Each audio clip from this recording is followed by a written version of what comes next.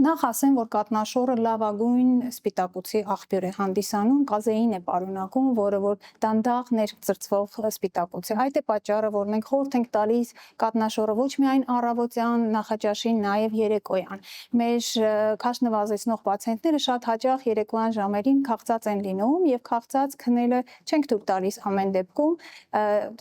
Խորհուրդ ենք տալիս կատնաշոռի օգտագործումը երեկոյան ուշ ժամի ցածր տոկոս յուղայնությամբ, որովհետև գիշերվա ընթացքում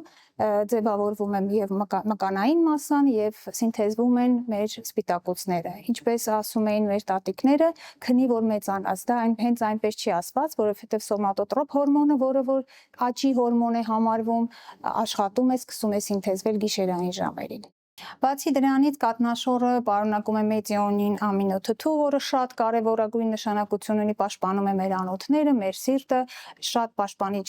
նշանակություն ունի նաև լյարդի հիվանդությունների ժամանակ, ինչպես գիտեք, ցիրոզների ժամանակ առաջին սնունդը, որը խորհուրդ ենք տալիս, դա կատնաշոռն է, պաշտպանիչ հատկություն ունի մեր անոթների վրա։